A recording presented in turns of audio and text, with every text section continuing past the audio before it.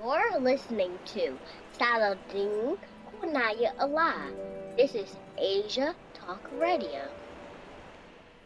Peace and welcome to Atlantis Build Talk Radio, the premier station for 5% of Nation of Gods and Earth social commentary, interviews, musicology, and uncensored discussions about the science of everything in life. This station is a subsidiary of Asia and the Atlantis School for Gifted Youngsters at www.atlantischool.blogspot.com and Asia TV at YouTube/Quanaya, QUANAAH.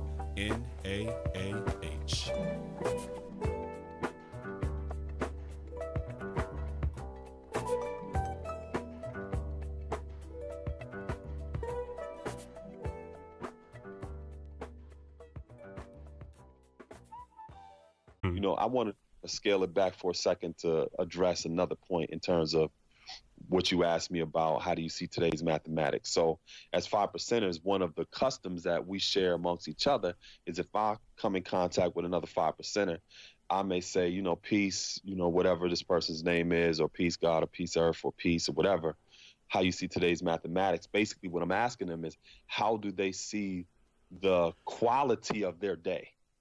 Yeah. Based upon whatever that date is. And it's no different than a scientist sharing their research with the scientific community, because we're not religious, we're just scientists of life. So we study everything and we strive to see the intimate relationship in everything as its relationship to us. And when we say, how do you see today's mathematics, we're basically asking, how is your quality of your day? Yeah. And I would just elaborate on how I see God, since today is the 7th, and through my research or through my experiences. So our interactions with each other are quality interactions. We're sharing with each other. Yeah. You know what I mean? And that is very different than oftentimes how people just naturally interact with each other. A lot of times people don't even really ask how the quality of their day is. You know, a lot of times people are very object orientated and they may not really care about that. And that is something that we generally see lacking across the board just with humanity. In general, so that's just one approach that we take towards restoring our relationships with one another and rebuilding our communities. Yeah.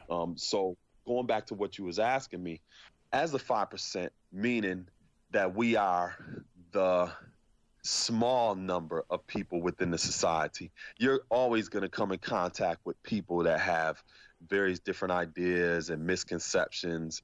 And like I said, one of my rules of thumb that I practice is if a person says something, I strive to get more information about where they got that from.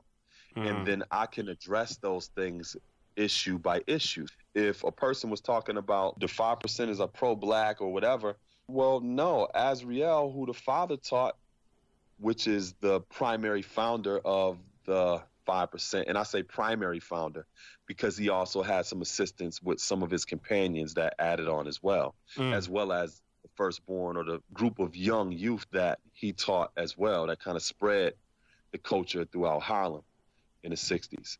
So one of the people that he taught was Azrael, who was a Caucasian man. Right. And if he was pro-black, he wouldn't have taught him. Yeah. You know what I'm saying? So there's certain stances that when you study certain pro-black movements, they don't participate in various different activities or professions, or there's certain things that they don't advocate. Yeah. You know, the father, he was also a military veteran. So certain people who are in the Black Power movement, they don't advocate being in the armed services. Yeah. So there's a contradiction there. So it's like, well, what are you? I mean, you know, even when you look at me, I serve in the capacity of a human rights commissioner for my city. I'm a preschool teacher.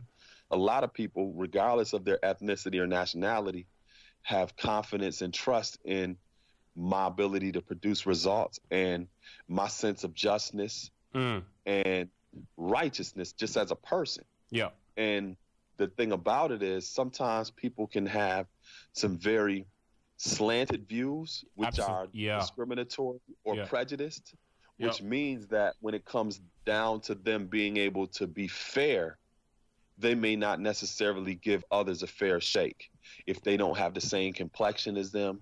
You know, so one thing that Abu Shahid used to say all the time, and he was in the mosque with the father back in the 60s. Yeah. And actually left sometime after that. One thing that he would always say is God to everybody. Yeah. I feel you. You know what I'm saying? The earth is earth to everybody too. Yeah, I feel you. And God don't discriminate neither. Yeah. You know what I'm saying? 100%. Yeah. If it's about righteousness is not no respecter of persons. Righteousness is what it is. It's a universal corrective force, whether or not you want to be in alignment with it. And if you're striving to be a righteous person, then you can't be making decisions and choices based upon something that you discriminating or that you prejudice about. Yeah. You know, like I remember one time I was teaching this one sister. Well, she wanted to be taught, right? Yeah. And she had some issues in terms of, I mean, she was very dark-skinned, and being a dark-skinned person in a white supremacist society, you get the brunt of a lot of those attacks on identity. Right. So she internalized a lot of that. You know what I'm saying? And she really didn't have the most healthiest perspective on Caucasians. Mm-hmm. You know what I'm saying? It's understandable why she would actually feel that way. Yeah. You know what I mean? But in terms of fairness, you would have to put all of that aside. You know what I mean? Because not everybody is that way. I mean, even if Charles Manson had a child, you can't just judge him and his family and be like, the child is going to be the same way just because that's Charles Manson is his daddy. You still got to give that child a chance. Yeah, exactly. It's like judging the child for the sins of the father. Yeah. Yeah, some people wouldn't be willing to do that. Yeah. But if you are striving to be righteous and just, you have to be open to that. You know what I'm saying? Because the standard you're using to judge others, you're going to also be judged by the same standard.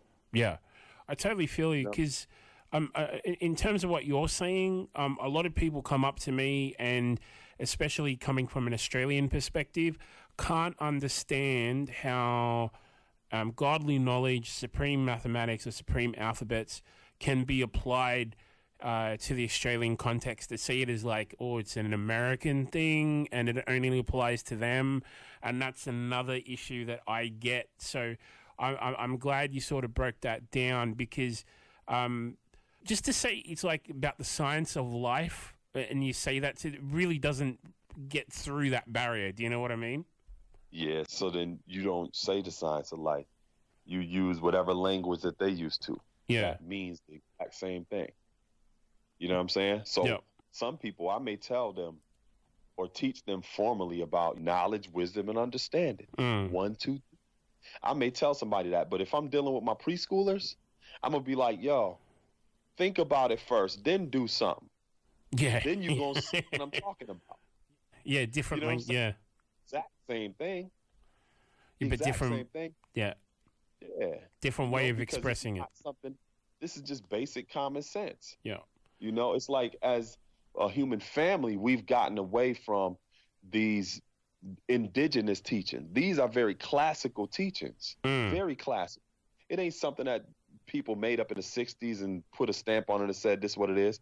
This is just more of a contemporary expression of the way that indigenous people have lived throughout the planet Earth.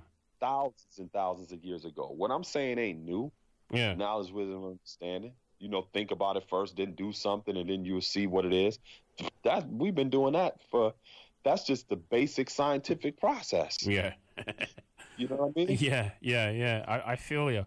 And on that note too, well, I guess I got to ask the white elephant in the room in this case, or in our case. A lot of other people come up to me and say, well, 5%ers are Muslims, and the mosques and all that, like the black mosques in New York and all that. I understand that there might be an historical connection, but can you explain to our listeners who may not have any historical background, and just tell them who the father was and what his role in terms of that linkage was, and explain the whole historical background in terms of, that connection? Oh, his chronology? Correct, yes. Okay, well, one thing I would do is I would encourage people to check out like a dope animation video that I did. I was going to ask you about that coming up. Yeah, that gives them a very, very concise perspective of who the father actually was and his role in establishing the 5%ers. And his actual name was Clarence 13X, correct? Well, he was born under the name Clarence when he was a member of the Nation of Islam at one point. Yeah. You know, he was the 13th Clarence that was registered in that temple. So he was the 13th one. Right. You know what I'm saying? What people oftentimes have a bad habit of doing is striving to hold a person to one segment of their growth and development. You know what I'm saying? It's kind of like you got people that want to claim Jordan for the Chicago Bulls, and yeah, he did some definitely some. But what about Scottie Pippen and Hugh Grant, Horace Grant, and or even looking at his own personal chronology. Yeah, you know, he also played for the Wizards. Yeah, he played a significant role on that team as well, especially as a mentor. Yeah, you know what I'm saying? So you can't just discount that experience as well. All of it has contributed to who he is. And he played baseball. I mean, all the way back from him getting cut from the high school basketball team. Yeah. That coach played a very significant role in his life. Yeah. I mean, maybe that coach is the one that lit the fire underneath his behind that gave him that killer instinct. Yeah. You never know. Yep, but you can't discount that experience. You can't discount him being in North Carolina. You can't discount any of that. So sometimes when people talk about, can you discount his baseball career though? Because I would have. I mean, when people talk about the father, they strive to say, "Oh, Nation of Islam." No. He was in the military too. That played a very important role in his growth and development. He grew up in Virginia. Yeah. That played a very important role in his growth and development. He was living in Harlem at that particular time. The culture, as well as just the social backdrop, that played a significant role. You can't discount any of that. Yeah. So, you know, sometimes people try to claim people as their own, and I understand that. You know what I'm saying? They do the same thing with celebrities. You know, somebody makes it big or whatever, and Houston claims Beyonce. You know, whatever. I mean, she may live somewhere else now, and then the people that live there may claim her as their own. You know what I mean? So it's just like, in terms of chronologically speaking, the 5% didn't develop out of no vacuum. Yeah. You know what I'm saying? Like I mentioned, it's not just some concepts that just came out of thin air. These are very ancient, classical, and indigenous ideas about our divinity as original people that we taught the human family. Yeah. That the human family actually established civilization based upon. And over time, it's almost like back in the day when we had Maxwell tapes, when we used to record music off of the radio, or we would have boom boxes that do cassette decks, and you're copying tapes. After a certain amount of time, you're going to start losing sound and only have remnants of what was originally on that tape that sound crisp to begin with. And that's oftentimes what you see with humanity. You see a loss of some principles, of some values, and that's oftentimes what you may see with people when it comes to various different movements. So when you're looking at like the 5%, like I said, it didn't happen out of no vacuum. You've had elements from the nation. You had elements from just being in the 60s at that time, with the type of fashion that was going on, the type of music that was popular during that time. All of that played a key role in the elements or the components that established this culture. You know what I mean? And it's for a person to actually understand who the father was, or anybody, you have to look at it in context. You can't look at it in a vacuum. You know, you have to go back and study. Like, man, look at Malcolm. Yeah. His father was a Garveyite. His father was a part of Marcus Garvey's movement. So you can actually see the type of influence that his father had on him when it came to his perspective, because the way that Malcolm presented himself, he was about his people first. He didn't present himself as a Muslim first. Yeah. Even though he was. Yeah. He was an advocate for his people as a Muslim. And right. that had a lot to do with the way he was raised and his orientation. You know what I mean? So for a person to understand that, you have to look at the social context and the backdrop. Yeah. And like I said, sometimes people have a very bad habit of striving to look at things in a vacuum instead of looking at all of the various different other elements that played a critical role in that person's growth and development, or in that movement's growth and development. Yeah. And I agree 100%, because one thing that, like I said, that constantly gets brought up to me, oh, that's an Islamic organization, or that's, that's a Muslim organization. And I try to tell them, no, that's not entirely right and exact.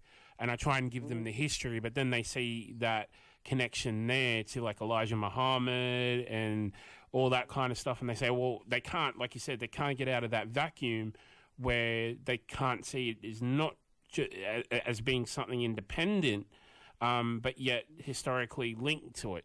Yeah. Yeah. So some people, they are out here trying to look for evidence to support a conclusion that they already have. Yeah. And that's not scientific. Absolutely. Because again, a lot of people are coming from a religious or even a secular background where they're not taught to be critical thinkers.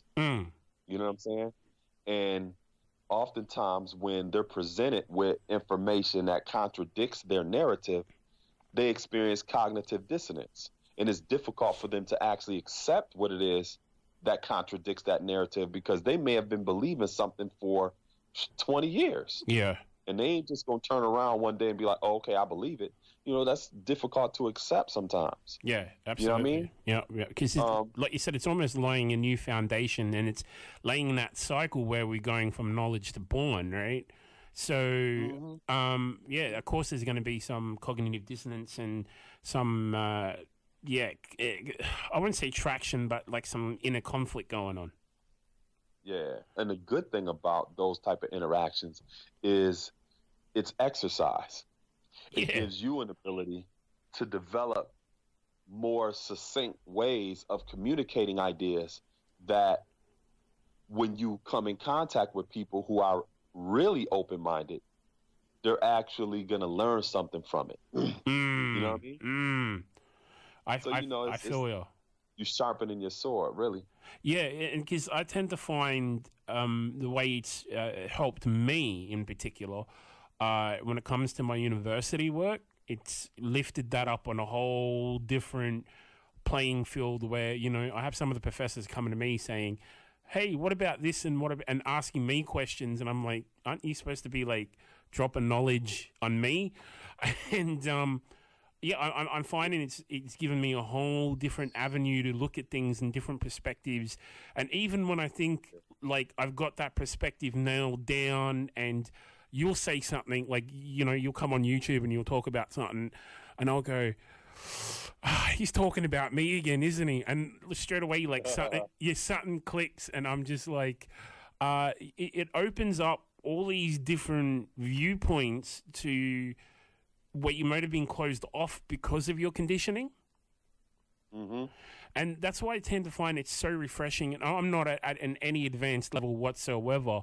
And that's why I thought, because you've written books as well, and what really got me stuck into it was I read your book, and I think I still need to read it again, is the Trickology, the games book. And when I read that, I was just like, I've been guilty of doing one or two of those myself without even realizing it. But some of those that have been done to me, and I haven't seen the pattern, was just absolutely amazing.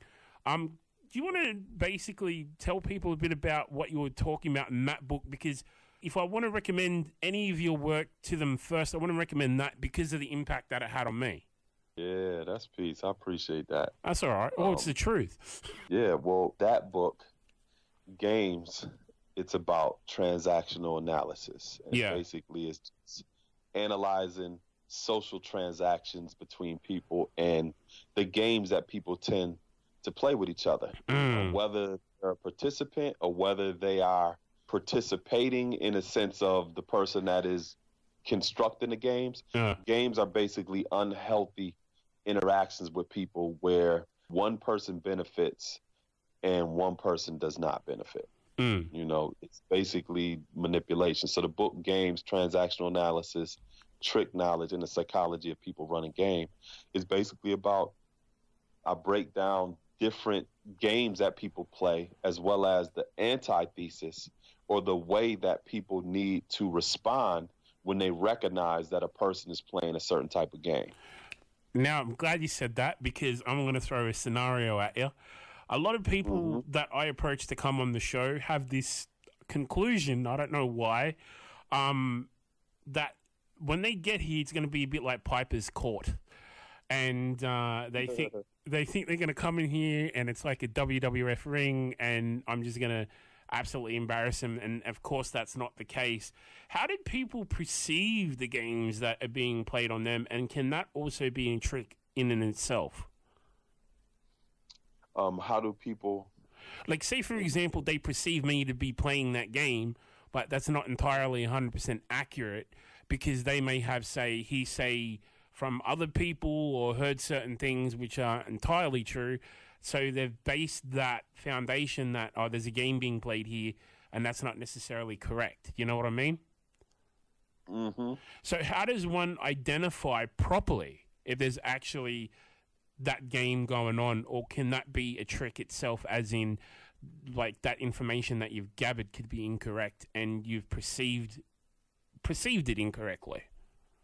Well, in terms of like your platform, if there are people who consistently feel that way, then number one, you can ask them why and see if they're gonna be candid with you about it, and then at the same time assess your brand. Yeah. Do you present yourself in that kind of way where people may feel as though you might be antagonizing them or something? Yeah, like most that. of them see me as an online troll, and I'm like, yeah, that's not who I am in person. That's just online stuff. Yeah. I just live under a bridge. I ain't no troll for real. Yeah, exactly. Like, I don't eat like headless fish and stuff like that. Yeah. Well, and so if they're still coming on there, that tells you something too. Yeah, for real. You know what I'm saying? It's like a glutton for punishment. Yeah. You know what I mean? But if people are saying that, then I would just be open to what it is, and if it's actually affecting your brand or your platform, you may want to think about ways to adjust that to make it more welcoming for people that are going to be on. Unless I give them free stuff, dude, I don't know how much more welcoming I can be. Yeah. So to me, it sounds like there's a misinformation game going on there that, like, some people hear something from someone else, and like, I think you called it "Don't Shoot the Messenger." Say it again. I think in the book you called it "Don't Shoot the Messenger," where like they hear it from someone else and then pass on the message, but like it's not the right message.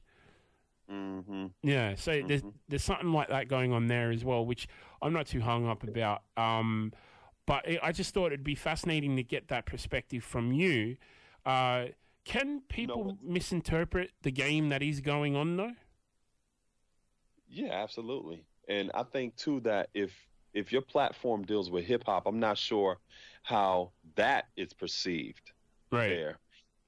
Hip-hop, a lot of times, just generally speaking, comes across as antagonistic. Yeah, as exactly. Yeah, you know what I'm saying? And it's a relatively new culture here too. The idea of it, not even the music, but just the idea of what it is. It's like you walking into a lion's den.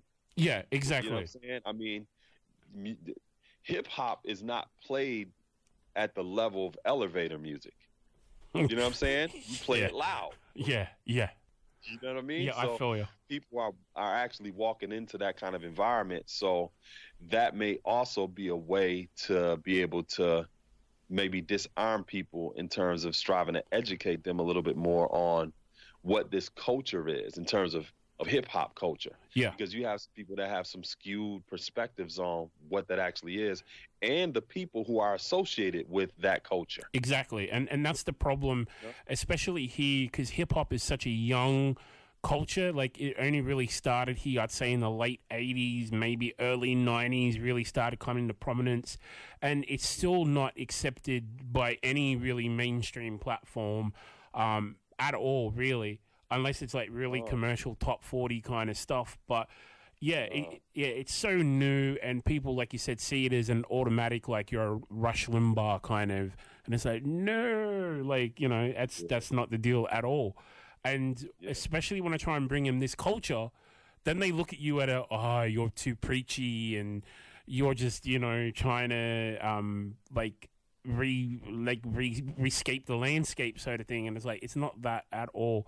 And I think because Australian hip-hop culture is predominantly white, I think that also plays a factor in terms of how they perceive it to be as well. So that's the issue there, which is what I wanted to build on you as well. How can, because with everything you build, you have to destroy something. How do you build knowing that there's, say, maybe an existing culture or an existing frame of reference, and just even if you're trying to build something positive, because you're pushing them out of that scope, or you're pushing them out the way they see you as a threat.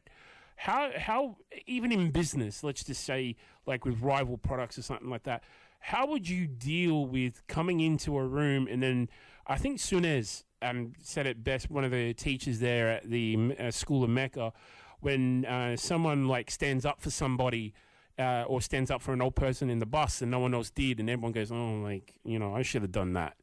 Like, and really see that what they're doing isn't godly, and what you are doing is righteous in that sense.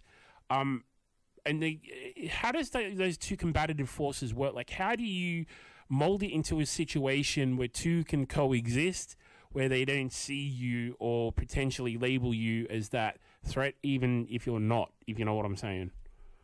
Well, one of the first things I was mentioning earlier is knowledge is the foundation. You have to know or be aware or conscious of things that are reconcilable and then things that are irreconcilable. Yeah. You know, some things are not able to simultaneously coexist. You know, light and darkness don't occupy the same space at the same time. Right, exactly. You know what I'm saying?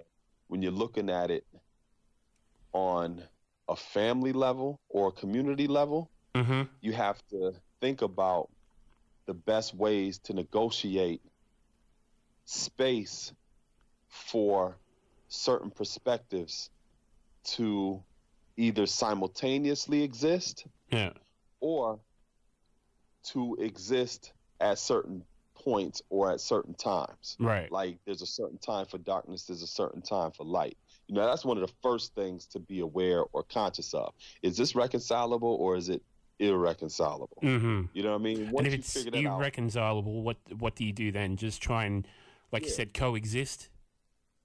If it's irreconcilable, you have to definitely learn to develop tolerance. Yeah. You know what I'm saying? You don't have to agree with everything. Yeah. You also have to learn ways to tolerate it. And, you know, one of the best ways to measure navigating a situation like this is to utilize family, because you may have family members where there's things that you just do not agree with, that you're not into, but they're still your family. Yeah. 100%. They're still your family. You have to learn how to manage those relationships without necessarily going along with what it is that they're into. But learning a level of tolerance. And if you can manage that with family, then you develop the capacity to be able to manage that with other people who are not your family, that may be members of the human family. Yeah.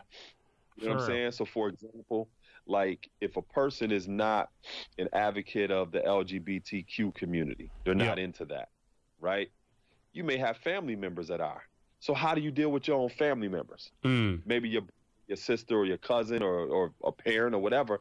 How are you able to manage those kind of relationships with your own family? If you're able to learn how to do that, then it's a lot easier for you to learn how to do that with people who are a part of the human family.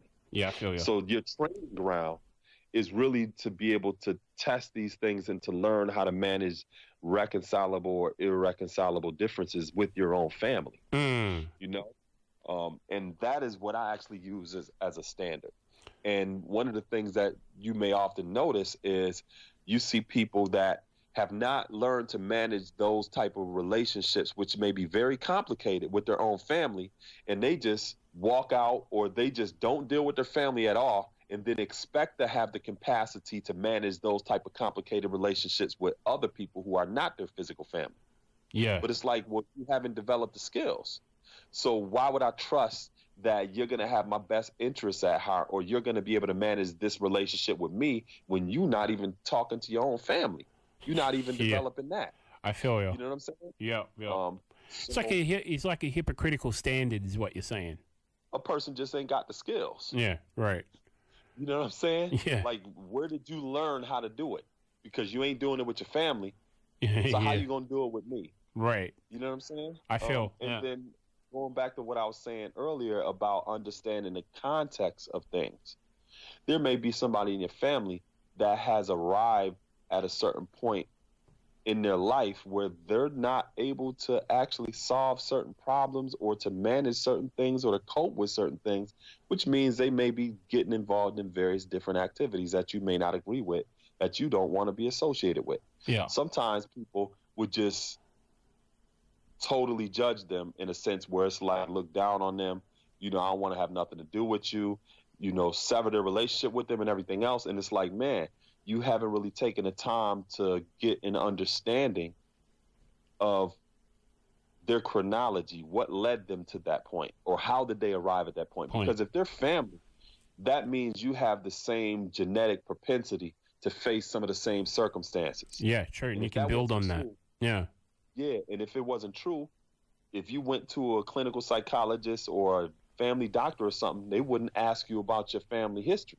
Yeah. If that didn't have any kind of impact or effect on you. Yeah, true. You know? So, you know, being able to get a better understanding of a person's circumstances and the context of that helps us have more of a deeper appreciation of some of the different trials and tribulations that they may be actually dealing with. Yeah. Which means we develop some of the skill sets to understand others that may be facing similar circumstances. I feel you. Yeah, for real. And So- you know so what? It all starts at home. Yeah, absolutely. It does. And you're 100% right and exact as per usual. But I can't believe this. We've only got like 5 minutes left of the whole entire show. Yeah. See, that's how it be. Yo, Exactly. You lose track of time. Like my whole thing was, let's talk for like 20 minutes, 30 minutes. And then we start building. And then before you know it, 2 hours is gone. Yo, it is no such, this really rare to build with a 5%er for some 20 minutes. One person. But this is the whole thing of why I wanted to get you on, because when we have our discussions in person, like I'm up to like 3 or 4 o'clock in the morning talking to you going, shit, we just had like a 3-hour conversation and this and that and the other. And like you totally lose track of time because of the way that not only the respectfulness that you have between each other, but because of, like you're saying, of the intent of what you're doing and the build that you're doing. I think this is an important aspect, especially here in Sydney. I don't know what the vibe is like in the US where you are at the moment, but a lot of people don't have time for each other. A lot of people don't go out of their way to make people feel welcome anymore. They're so involved in their own world. Like you said, they're stuck in this vacuum and they don't have the necessarily skills or time or consciousness to just say, hey, you know, how do you see today's degree? Or just saying, hey, is like a step. And I thought that's why I'd get you on, because this is how we can use those skills and that knowledge here in this country and make it like our own thing as well, but keeping still within the tradition of the linear tradition as what you're referring to. Yeah, and you know what, too? Because you have access to it, you're not necessarily the only single person that's out there. You're going to see, and I'm sure just through your experience, you see different elements or fragments of this common sense. Yeah. You know, but it's making those type of relationships or connections that are significant with other people to actually build on that, to elevate your consciousness. So this whole conversation that we've had with each other, this is how we interact with each other. Yeah, normally. We elevate our consciousness. You know, we ain't talking about something low or debilitating or anything like that. Sometimes you do, like calling me Captain Lou Albano, for example. Like, that was a good one. Yeah, like Captain Lou Albano with a haircut. That was a good one. I have to remember that. Oh, yeah, that's funny. Yeah. So, but yeah, that's exactly what I'm talking about. And also, too, before I let you go, and we'll probably continue this conversation, if not tomorrow when I get back home. But if people want to hear more about what you do with Atlantis Build, your books, your preschooling, or your social projects you got going on, what's the best way that they can keep a track of what you're doing? Yeah, just go to Google and put in hashtag Atlantis Build. That's one word, ATLANTISBUILD, and it'll take you to my radio show, my articles. On my website, I have my books on my right sidebar. It'll take you to my Instagram page with my Atlantis School for Gifted Youngsters. And that's also something that I wanted to briefly mention, that I'm in the process of renovating my estate that I've recently purchased into my own private institution. So you can find out all about all of that. Just go on Google and put in Atlantis Build, and you'll find me. Absolutely. And you know what? Also, to do yourself the biggest favor, go on YouTube and go on there, and you can either type in Atlantis Build or type in Saladin. Watch his videos, because if he doesn't drop a couple of bombs on you and you go, you know what? I never thought of it from that angle before. Yeah, you're just dead, and you're one of like the 85ers, as we like to say. But you know what, dude? We really need to get you to come back, because there's so much stuff that we need to decompact and put out there. Like, we've only really just sort of like done like an introductory 101 kind of spiel today. I know. Yeah. You know how it be. Exactly. So if you're cool with it, maybe in a couple of weeks or something like that, we'd love you to come back and we'll get more into like the nitty gritty. And would love to ask you a bit more in terms of the science and some of the teachings, and maybe even go through like, solar facts, and maybe that's too advanced, maybe like some of the 1-to-14s and something like that, because I think that is much needed out here at the moment. Okay, that's peace. And then also with your listening audience, if they got any questions or whatever, I might be able to respond to some of those questions. Yeah, if you do have any questions for Saladin, of course, you can email us at westernsydneyhiphop@gmail.com. Of course, keep it respectful, because otherwise I'm not going to read it. And we will definitely ask him on your behalf. So, yeah, maybe we could do like a Q&A thing as well. Yeah, that's peace. All right, dude, we're right on the hour, so I got to love and leave you, my good friend. However, I've got a song for you, and hopefully you're going to enjoy it. I know they're one of your favorites, and this is Wu-Tang with Cream. Okay, hell yeah. I thought it was going to be Vanilla Ice. I was about to say, yo. Yeah, you know what? I was thinking about that as a joke, but I thought, nah, because we're in such a big... I did play Informer earlier, so I was kind of halfway there. All right, bro. All right, dude. Well, I'll speak to you when I get home. Until then, peace. And thank you so much for coming on Shotz N Hits 2GLF 89.3 FM. Peace. You're listening to 2GLF On Demand.